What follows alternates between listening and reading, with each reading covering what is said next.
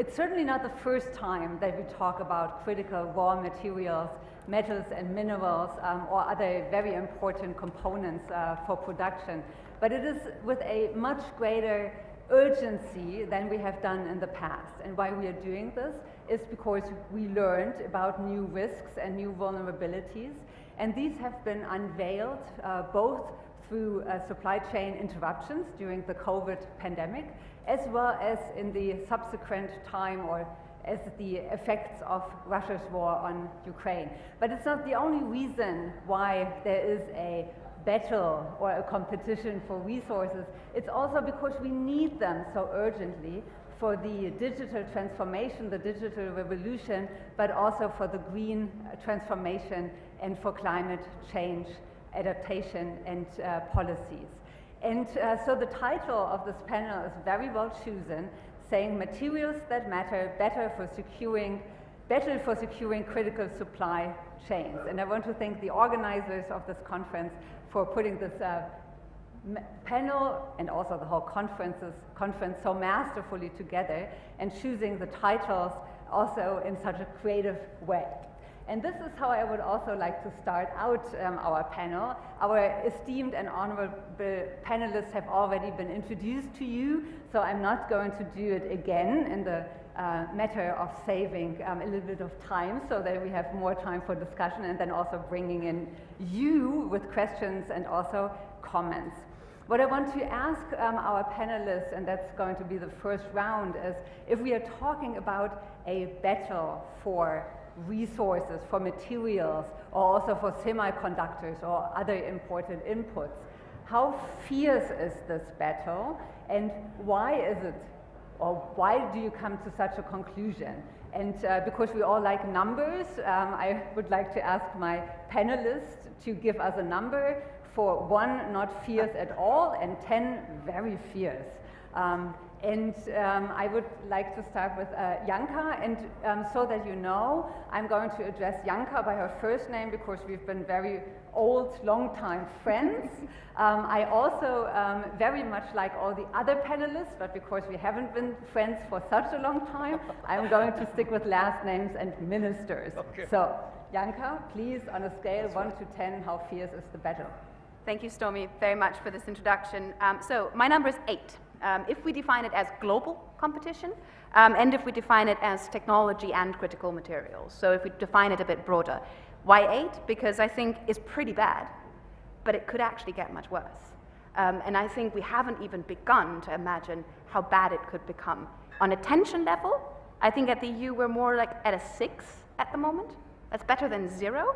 But it's certainly not up to where it should be, which is probably about at 8 as well at the moment in comparison to all the other things that we have to deal with.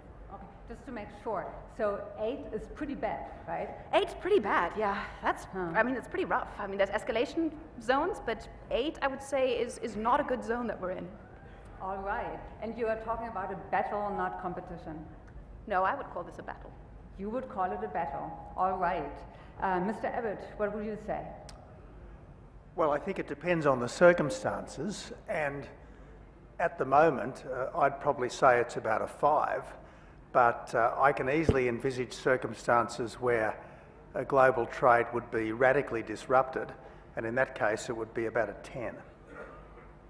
And would you call it a battle, or is it rather still competition? Look, as we saw during the pandemic, if you need something badly, you need it immediately. And as we discovered during the pandemic, when all of a sudden everyone in the world wanted masks, gloves, PPE, ventilators, antibiotics, etc., there was none to be had. None to be had because A, everyone wanted it, and B, most of it was coming from China. And so there was this mad, desperate scramble. Now, eventually, supply started to come into equilibrium, but if there was another period of great disruption, well then this would go from something that is nice to do to something which is absolutely 100% vitally urgent. Thank you so very much. And later on in one of our next rounds, we are also going to talk about the instruments of the battle and how to secure access. Minister Billström, in your opinion, where does the battle stand? Well, thank you very much. I would give it 7 out of 10.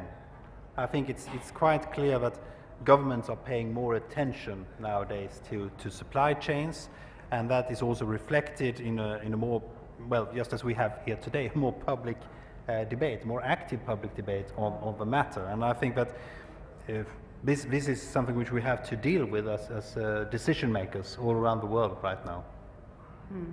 And if I may ask, is the battle fierce for everybody in the same way?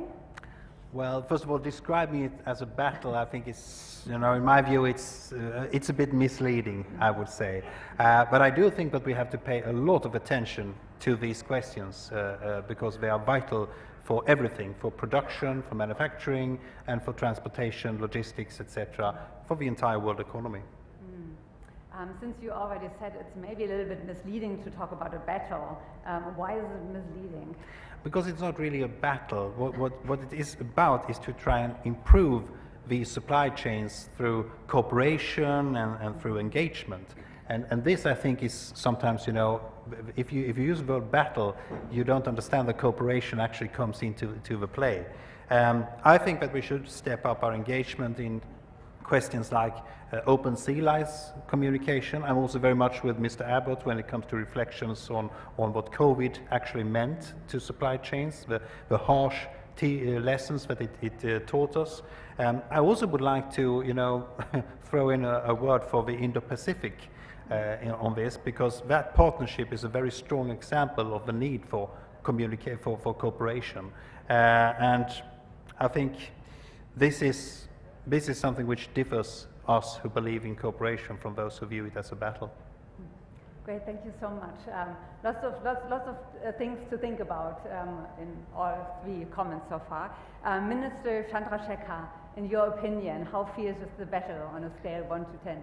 So again, thank you again. So there was a 5, 7, and an 8. So I'll chip in with a 6. So just to make sure that I'm not infringing on anybody else's number. No, I certainly don't think this is a battle. I think it's a competition, and I don't believe that this is some new phenomenon that we are seeing in the world. There's always been a competition for resources. In the past, it was hydrocarbon, energy, and then we moved on to some things. And it is certainly clear that in the last 3-4 years, this rapid acceleration of digitization has caused these demand spikes in areas that were not necessarily the spikes a few years ago or a decade ago. And so therefore, that along with the fact that we had allowed as a world a certain kind of concentration concentration of capacities and production in certain geographies. And we are trying to now even that out, we are trying to correct that, and there is all of this sort of reordering, if you want to call it, of the supply chain, is causing countries to scramble that were not really in the picture anymore. So I think the bigger story is that there is this new world order that is emerging on electronics and semiconductors. And participating in this new world order are countries that were not there in the past. And so therefore there is this scramble, if you want to call it that, for these underlying resources and inputs that go into these industries. So I certainly would agree with the minister that I don't think this is battle, swords are not drawn, blood isn't being spilt. So I would rather refer to this as competition, and I certainly would characterize that on the other side of this is really a framework more and more of cooperation between nations. And we really need to look at that also as an outcome of all these changes that we are going through.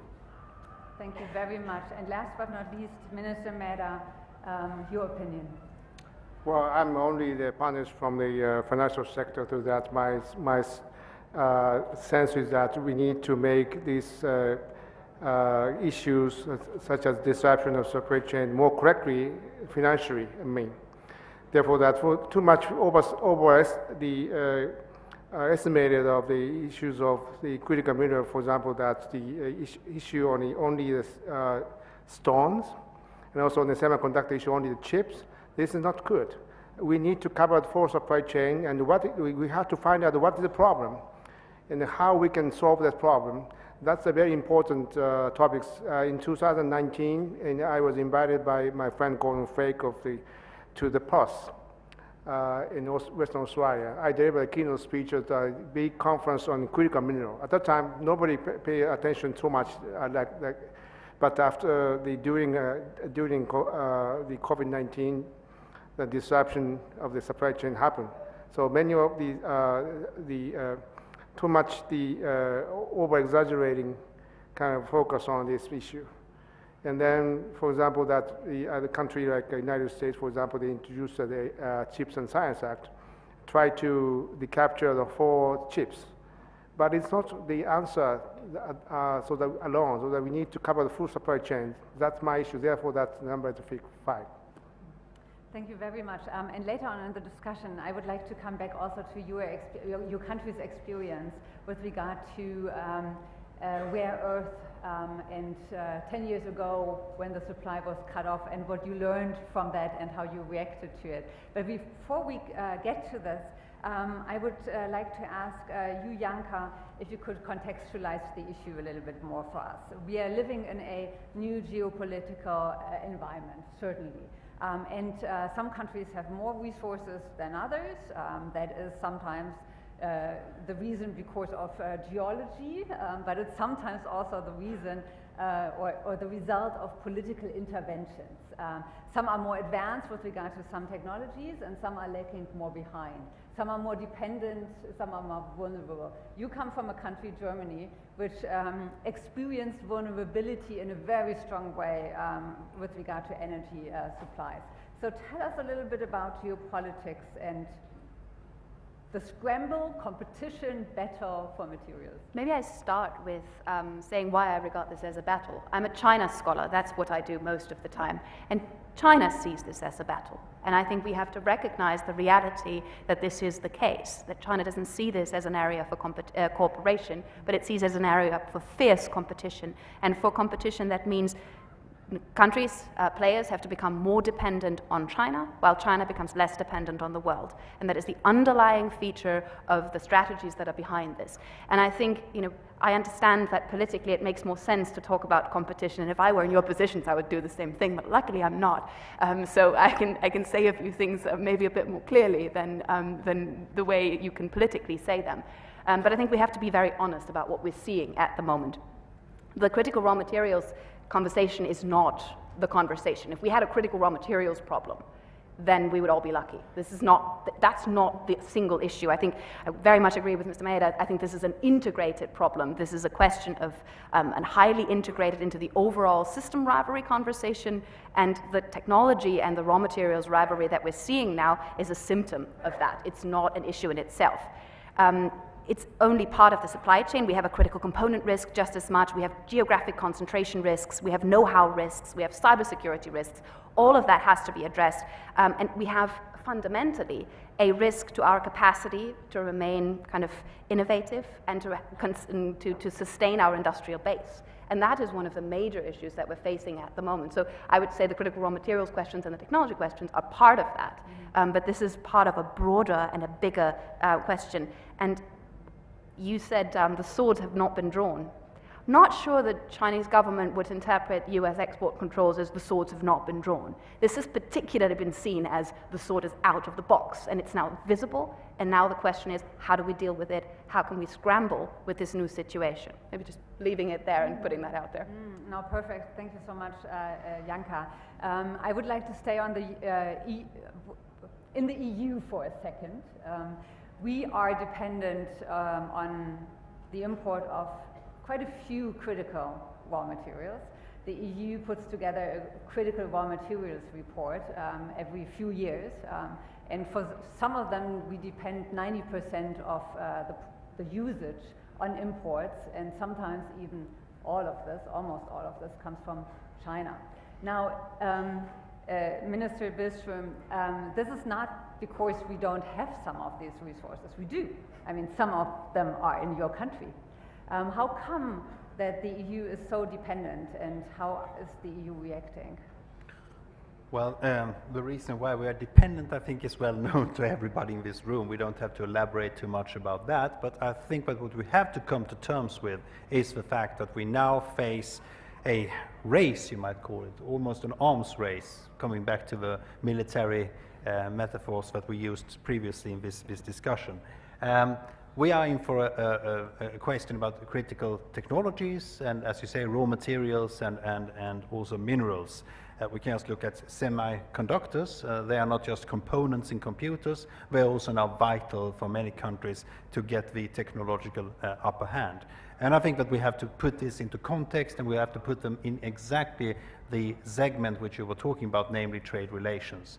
And it is for this reason that Sweden, holding the presidency of the European Union, supports and endorses the swift conclusion of trade agreements with countries like Australia, with Indonesia, with India, the country where we are right now. And we welcome also the conclusion of trade agreements signed with New Zealand. And hopefully, I think we will also be able to move on and, finalize or resume, I should say, free trade negotiations with countries like Malaysia, Thailand, and the Philippines. And for the Swedish EU presidency, this is a clear priority for the reasons you mentioned. We should also look further afield. We should talk about the important element of the EU-US Trade and Technology Council, which has provided us with an excellent platform for moving on with the question of having a forum for cooperation, just as we spoke about, and seeking to develop transatlantic standards. What we should do is to take this concept of a Trade and Technology Council and transfer it and use it in the relationship between EU and India. And this, I think, brings us to my final observation, so to say. If we really believe that we are in for some kind of, I wouldn't say, competition or cooperation, we have to find partners from the EU, and we have to look further afield. The US is a good partner, we should keep them, but we should look towards India. And that's my final observation. Thank you. Thank you so very much. Talking about free trade agreements or trade agreements, and already mentioning Australia, this is the perfect lead over to Tony Abbott again. Mr. Abbott, first of all, I mean, your country is very resource rich. Does this put your country into a position of power right now? And the second one is, listening to what we just heard with regard to what the EU wants to do, conclude free trade agreements, are we an easy partner to negotiate with? Look, Australia wants to be as helpful as we can be. I think Australia has this great sense of mateship, global mateship, as well as local and insular mateship. And I think the point that was made earlier about China is absolutely critical here. China wants the rest of the world to be dependent on it, and it wants to be completely independent for its part of the rest of the world. And this is part of the clearly stated objective of the CCP, to be the world's #1 power by mid-century. And I think we have to appreciate that China uses trade as a weapon in a way that almost no other country does. So I think we have to be very conscious of just how exposed we could be. I think the pandemic was but a foretaste of what could happen. Look at the disruption which is currently being caused by the Ukraine war. Any conflict across the Straits of Taiwan would bring about disruption many orders of magnitude greater than the disruption caused by the Ukraine war. We can take supply chains for granted in an era of globalisation and connectedness. We can't take them for granted in a period of potential conflict between systems and powers. And I really think that every country right now has got to ask itself some very hard questions. Exactly what do we need to maintain the basics of life? Exactly what do we need to maintain our essential safety? How much of it do we have to be able to produce at home? How much of it do we need to stockpile at home? How much of it are we able to rely on trusted friends for? how much are we prepared to depend on the world for? And I think this is a question that does need to be addressed by all countries with great urgency. Great urgency. And given that the consequences of serious conflict would be vastly more immediate than the consequences of, say, climate change, I think it's absolutely essential that we address this with at least the urgency that we're currently bringing to the task of decarbonisation. Thank you so much for also laying out the instruments already. If I may ask a follow-up question to you, to be resource-rich can be a blessing, but can also create some problems. So for resource-rich countries, is it also now a question of what to extract, how much to extract, and how to manage that? Well, if you are a well-organised country, having an abundance of resources is obviously a blessing. If you're a disorganised country, having an abundance of resources makes you a target. Now, luckily, Australia is a relatively well-organised country, and our prosperity for a long time now has essentially depended upon our wonderful ability to export iron ore, coal, gas, etc., and increasingly these strategic minerals to the rest of the world. Long may that continue. There is, as well as an external problem though, there's also an internal problem. Part of the problem at the moment in my country is that we, for all sorts of worthy reasons, are reluctant to make the most of some of our resources. I mean, getting new gas projects up and running, getting new coal projects up and running is becoming harder and harder, and given the world's continuing reliance on fossil fuels and likely continuing reliance on fossil fuels for many decades to come, I think this is a problem for us and a problem for you, that because of our understandable green preoccupations, we are making things difficult. Thank you so very much. I would now like to take a look at Japan, a closer look at your experiences also, and how the Japanese government reacted in 2010 to 2011 to the supply chain interruptions with regard to rare earth, and what other countries can learn from that. Exactly right. In 2011, that when the government nationalized big disputed islands, very small islands, Senkaku, then China responded back to put a ban on the export of the rare earth element. That's what exactly it's a violation of the WTO rules, so that we appeal to that panel of the WTO.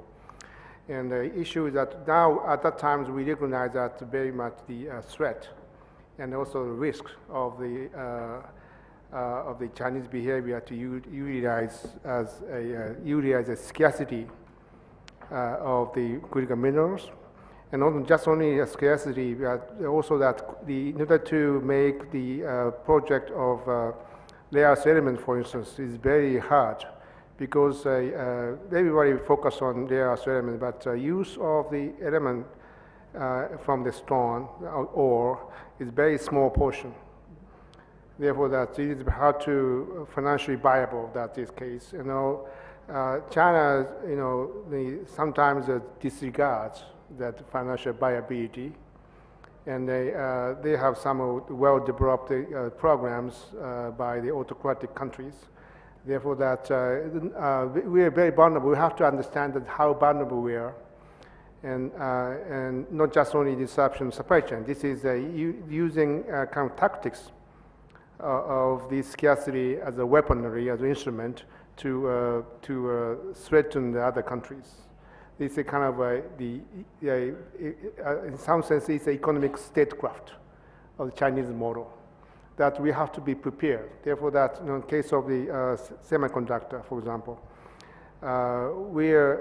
China is monopolized at the smelting and the processing piece. Therefore, that all of that, other countries are very vulnerable of this.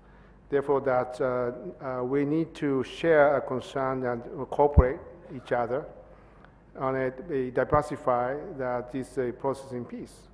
We invested to create a company like Linus in Malaysia to make, and also Australia. It's a very small piece yet, but the first attempt to break through this monopoly by China on this processing piece. Thank you very, very much.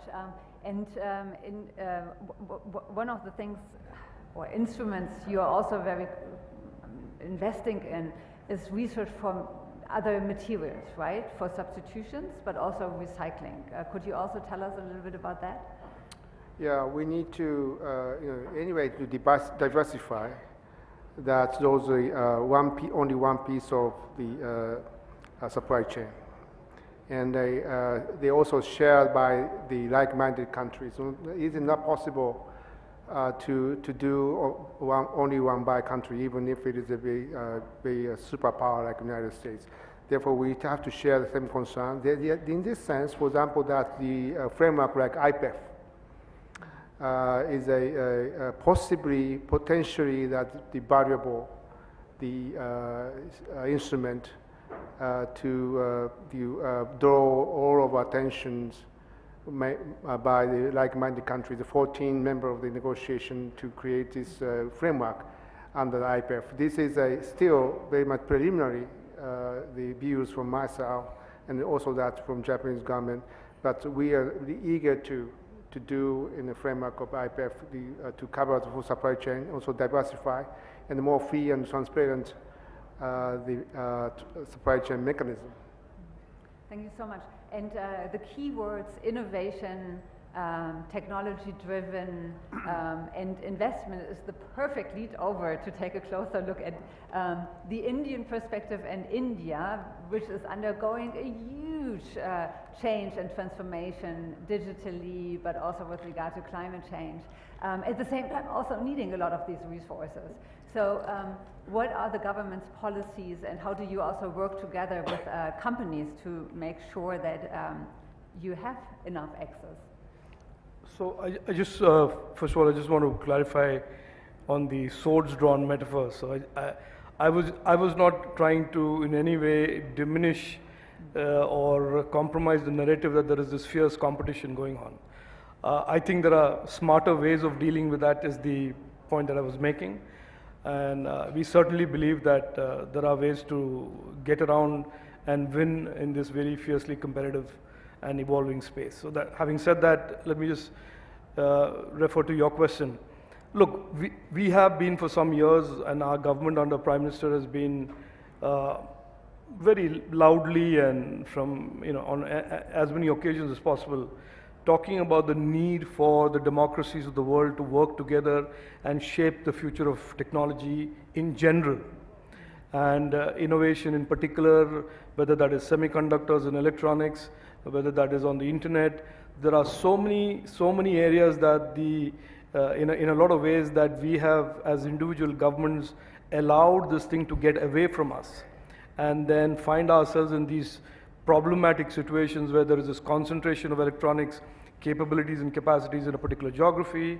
We suddenly wake up and find that a certain country has marched well ahead of the rest of the world on AI and are threatening to swamp us.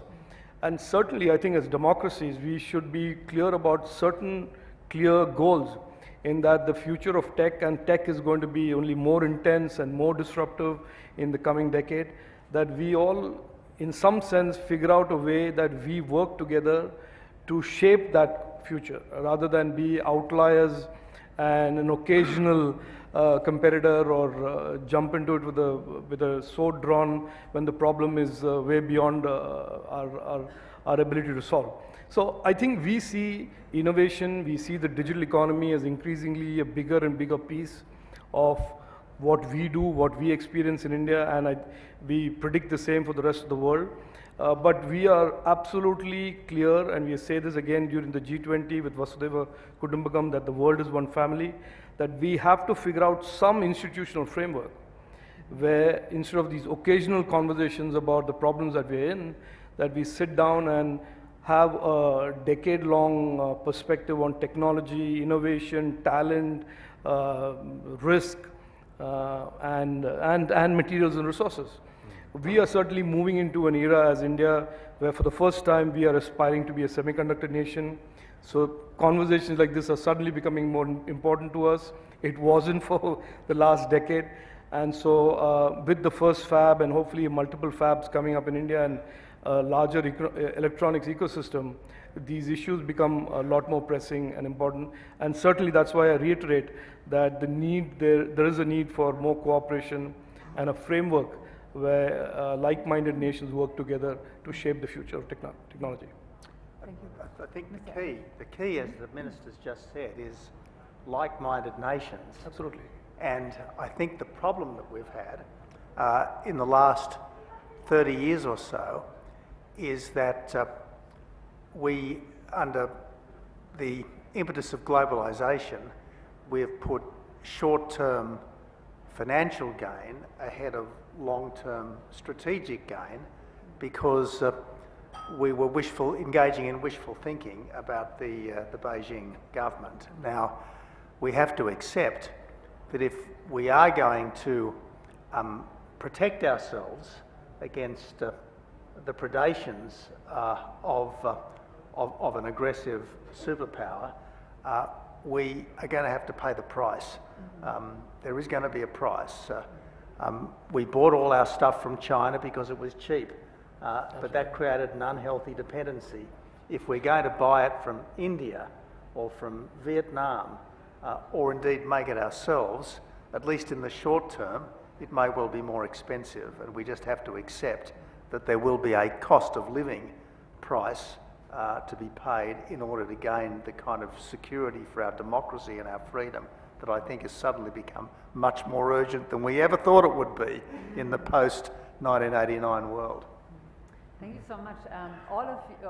Almost all of you have mentioned that we need to get together more with like-minded countries. We have heard a lot about decoupling, de-risking, friendshoring, nearshoring, reshoring, trading or decoupling and not trading so much with autocracies anymore. Some are even talking about democratic value chains. So lots of different concepts. All of them are not exactly the same. Janka, does it make sense to envision or have as a goal to decouple and only friendshore? I think that's a total myth that anyone plans to fully decouple from except for China that would like to decouple and recouple with other partners where the power balance is a different one. So being coupled to countries where you are in the powerful position is an unproblematic situation. Being decoupled from countries that can put pressure on you is a problematic situation. And therefore, this is the dynamic that's going on. It's far more complex than just a decoupling conversation. This is why it's become this myth, because you can say, we're against decoupling, but what are you actually for? And what we are seeing, what we're actually in the reality can observe, is that in the high technology area, we're already seeing these decoupling tendencies because the risk is becoming too high. But what we're also seeing is, and I think that's what I would like to just stress here, it's still always this portrayal as kind of China does the dirty mining and they do the coal and all of that. We have a green technology superpower emerging here, and we're not fast enough in keeping up with the innovation. You know, there is an ecosystem created around this in China that is incredibly challenging for us, and we have to sit down, really hard, think about how we can replicate some of these structural questions that are process questions, that are education questions, that are questions where China has just done a fantastic job in creating an ecosystem in which these innovations are possible, and why then sodium-ion battery is coming from China and not from Germany. And I think this is something where we need to really question ourselves instead of kind of just saying, oh yeah, everything that China does is bad. For the climate, for example, China's moves towards green energy are really good. And why are they doing that? Because they understand that they're incredibly vulnerable to climate change, and that their coastal cities would be swept away. So therefore, their move forward is investing in these technologies, because these are the technologies of the future, and generating a leadership position there. I think it's really important to just kind of stress that again, why there is a really sensible reason for investing in these technologies. It's not just because we don't like climate change, it's because it's a fundamental threat to how we live. So for Brussels and the EU, it's not enough to be a regulatory superpower, but we also need to be more of an innovative it's just not just innovation as well. We also have to think about manufacturing. I think what we're seeing in the US now is this drive as well towards manufacturing again. We have to be able to do, as Sumedha said, the entire supply chain, and we have to be able to have diversity in that. That doesn't mean we need to reshore every single element of that supply chain to our home countries, because that would be nonsensical, but we have to de-risk all of these elements where there's a high concentration in certain geographic locations when there's a problem. I see you nodding quite vigorously. Yeah, So which is why I prefer using phraseology like de-risk and creating a new equilibrium in the supply chains rather than having all of it concentrated in one country. And I think that is really the challenge. That is what all of us are grappling with. And so you can characterize it any which way you want, but certainly I think the supply chains that we were used to, that were driven by price and opportunism, as Tony mentioned, are being re-architected, are being redesigned, where trust, some amount of cooperation between countries that anchor these supply chains is underway. So I think that's certainly the right way to describe what we're going through right now. I would now like to open it up for questions, and I would love to have if they are present, the young Raisina fellows, the young leaders, to go first with their question. Thank you, panel. They're vigorously waving. Yeah, they're vigorously waving back there. Okay, all right. So the first question goes to, and please always introduce your name. Hi, thank you, panel, for the lovely presentation. I'm Chamira Yapa from Sri Lanka. My question is, when value chain realignment actually takes center stage, there'll be opportunities afforded for smaller countries like Sri Lanka, especially in terms of mineral resources mining. But there'll be questions on investments and exploitation, and from a prism of from greenery also, whether there'll be pollution. So is there any green financing model that on the basis of the COD or any on the basis of the new focus on financing that you're intended to evolve to help the small countries with the investments? Thank you. Thank you so very much. And I would suggest that we collect 3 questions. Is there another one by the young Raisina fellows? Yeah. Yes, please. Hello, my name is Maria. I'm from IMMO, Russia. I would like to ask about critical infrastructure and Huawei. Despite all discussions, the European country keep different approaches to Huawei on 5G. I would like to ask, are the EU countries going to develop some consolidated position toward Huawei, and what kind of position, if any? Thank you. Thank you so much, and I'm so glad that you raised this issue, because I wanted to have it in this, on this panel, but we didn't yet get to it. Anybody else? Yes. Maybe from this side. Yes, please. Good evening, everyone. My name is Dheeraj Yadav. My question is to Minister Rajeev Chandrasekhar. Sir, we have seen in the past that how social media giants like Twitter bans and breaks Indian rules and guidelines. So suppose at the time of elections, some social media giants deplatforms or ban senior political leader of a party, then what will be government of India's response to that? And sir, my second question is, what steps are government of India taking to become Atmanirbhar, self-reliant in the chips, apart from the Foxconn Vedanta deal? Thank you, sir. Thank you very much, and we take one last one. Yes, please. Chintan Vaishnav, I am the chair of Startup 20 engagement group for G20, and also lead India's innovation mission. My question is a little bit broader. I realize that we are focused on supply chains and minerals here, but if you step out a bit, you know, in almost all supply chains, there is a dramatic shift by the time you come to a product. There's a dramatic shift in where the value is created versus captured, because a variety of things, you know, industrial to knowledge economy, hardware to software, whatever it is. So my question is possibly for Australia and anybody who has resources, are minerals as valuable as they used to be by the time they turn into products? Thank you so much. Such an important point, and you're right, we focused a lot on metals and minerals, touching a little bit on semiconductors. But if we talk about raw materials or resources, we certainly also need to think about water and also foodstuffs. We didn't cover that at all on our panel, but these are going to be really big issues as well. 4 very, very good questions. And who would like to start on our panel? Well, if I may point out that throughout our history, we have been an exporter of raw materials and agricultural products. We've never had a substantial industrial base, but despite the fact that we have tended to be at the low end of the supply chain, so to speak, we've always had a very high standard of living.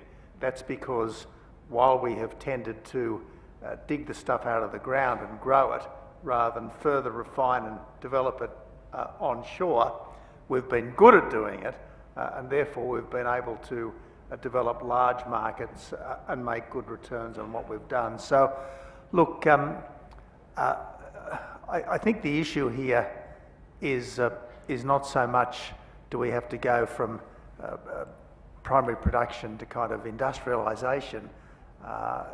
The issue is can we ensure that we get what we need from industrialisation from people we can trust, because plainly we can't trust the people who we've mostly been getting it from over the last 20 odd years. Thank you so much. Would you like to continue? Yeah, please. Yeah, let me answer the questions that were posed to me. I think there was one question which is really not linked to materials in any way, which is about social media. And the answer to that question is, I don't think it's possible anymore. We have now created a framework of rules and laws that restrict the wiggle room for social media platforms to do what they've been doing for some years now, and we found out recently with these Twitter exposés. So I think we are quite clear that if there is any arbitrariness in the way platforms respond to citizens of India, the rules that we have just enacted will kick in, and at the very minimum, they will lose the safe harbor that they enjoy from prosecution under the law. So that's the first question. And the second question was about a fab, and I can certainly say that, without getting into too much detail, that we will be announcing the government support for a fab very shortly. It's a CMOS fab, and the due diligence and the process, given the amount of capital and the complexity of the technology that is being transferred to the fab, is currently under scrutiny. But for those who are looking forward to it, good news is around the corner. Thank you so much. Minister Mehta? Yes. On the top of the answers by the Minister, that Director addressed also that the issues related with the climate change, also the more broadly SDGs. For example, that case of the cobalt, one of the very critical minerals. Now, the heavily in the Republic of Congo, for example, this is obviously it's a violation of the child labors and some human rights issue. Therefore, that technology is now trying to escape from using cobalt and to alternative the mineral. That's one example. Secondly, that the every industry now shifting to the EV, electric vehicles, so that the electric vehicles, if we're driving, is not the emission of carbon dioxide gas, but in the manufacturing stage, there's some, using a emission of carbon dioxide gas. Therefore, that's the life cycle assessment is very important, so that we need to, in line with this life cycle assessment, using on the minerals sector as well. That's one point. Thank you so much. Do we get one more minute for Janka and Mr. Billström? Minister, one? Yeah. Please, Minister. Thank you very much. Yes, I would just like to pick on the theme again of cooperation, because I think this is where we started, so we should end there as well. And as you know, Sweden is a major innovative country, and we invest approximately, I think, 2 to 3% of our annual GDP in research and development and innovation. And this is, of course, a good thing in itself, but coming back to the question of supply chains and cooperation, I think that we need partnership not only to secure the supply chains for new technologies, but it's also necessary for the innovation process itself. And, you know, we talked about minerals a lot. Now we found this grand deposit of rare earth oxides, 1 million tons in Sweden. It's the largest deposit in Europe, but of course it's something which we would like to share and have to share with the rest of the world in cooperation. And incidentally, we're open to business. And the very last word for you. I think I should address the question that was raised on Huawei, but it would take about 25 to 30 minutes to answer it properly, so I will just give you the short version. It's complicated. It will remain complicated, but the largest markets now for the European champions in these sectors are the US and India, and not Europe, and that's a problem as well. And there is so much more to discuss. We will all do so during the course of the evening. I did not get to ask my last question, where I wanted to know if it's going to get better or worse. We will also discuss that later. Give my panelists a huge applause. This was an amazing panel. Thank you very, very